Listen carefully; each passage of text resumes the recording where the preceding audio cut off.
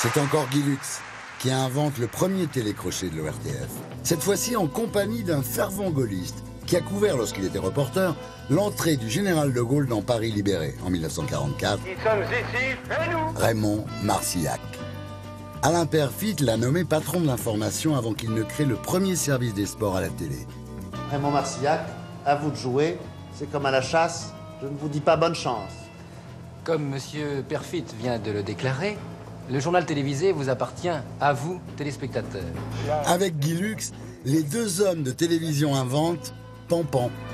Amis de Télé Dimanche, passons maintenant aux variétés. Variétés tout à l'heure avec notre concours d'amateurs Pampan. Bravo aussi. Un concours qui va très vite changer de nom pour devenir plus sérieusement le jeu de la chance. Chaque semaine, en direct du 102, de jeunes talents s'affrontent pour devenir vedettes. Voilà notre jeune voyageur, avec son petit lapin. Qu'est-ce que vous chantez, jeune homme? Faut-il être à leur image? Ah, c'est une chanson de vous? Oui.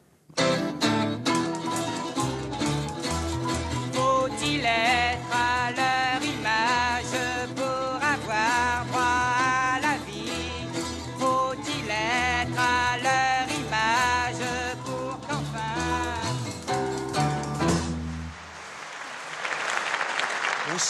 C'est au tour d'un jeune garçon de 18 ans de se lancer dans la course. Et je crois que vous allez chanter de l'opéra comique. C'est ça, voilà.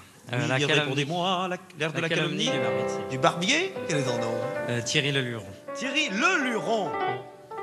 J'ai envie de dire un gay luron, mais ça se fait pas, ça. On peut pas, ça c'est... Thierry Leluron chante du bel canto. Mais 6 semaines après sa première participation, c'est en dévoilant une autre facette de son talent qu'il va changer son destin. Bonsoir. Eh oui, Chabon, je vous reçois 5 sur 5. Dites-moi,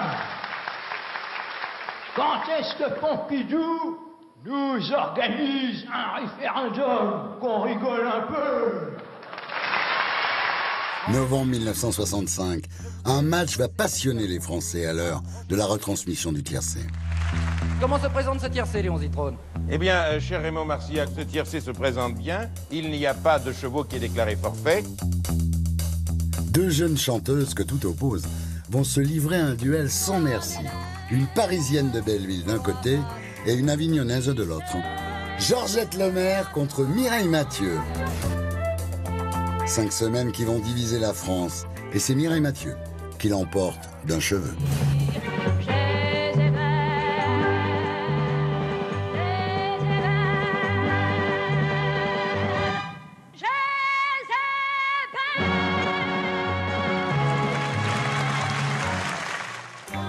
Le jeu de la chance et l'ORTF viennent de créer un véritable phénomène.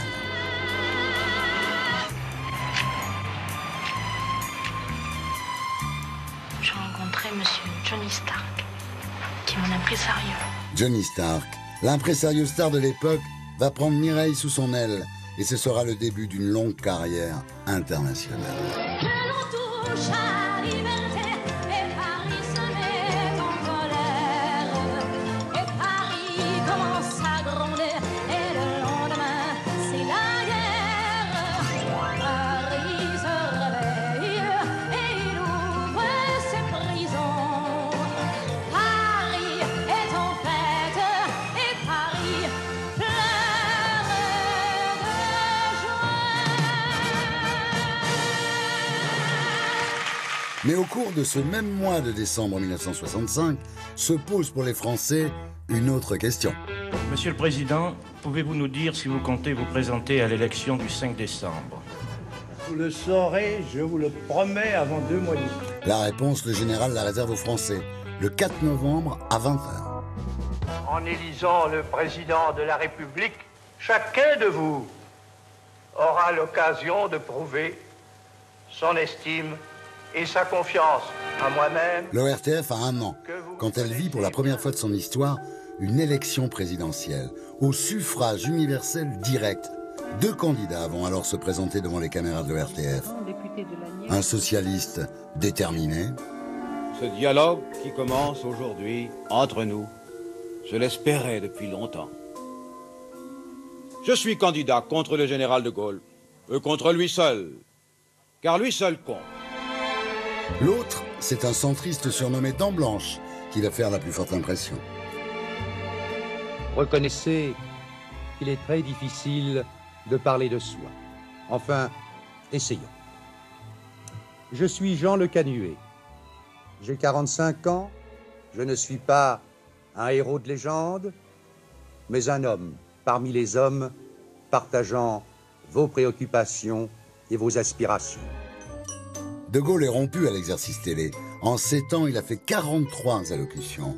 Le général aime le rituel, la carafe, le dossier, l'uniforme, toujours les mêmes techniciens, y compris le maquilleur. Le président a imposé celui de Jean-Paul Belmondo. Rien que de le voir arriver face à moi, me serrer la main, j'étais paralysé. Je passe pas pour un timide dans le métier. Mais les Français s'interrogent. De Gaulle, lui, est persuadé d'être élu dès le premier tour. Il ne prend pas la menace au sérieux et refuse même les émissions offertes aux candidats par la RTF. Le général de Gaulle m'a fait savoir qu'il ne compte pas utiliser tout son temps de parole. Il est suffisamment connu des Français et il n'a pas besoin de se faire connaître d'eux. Pourtant, après le premier tour, le candidat sortant est mis en ballottage. Non, le général de Gaulle se trompe. La France ne lui appartient pas.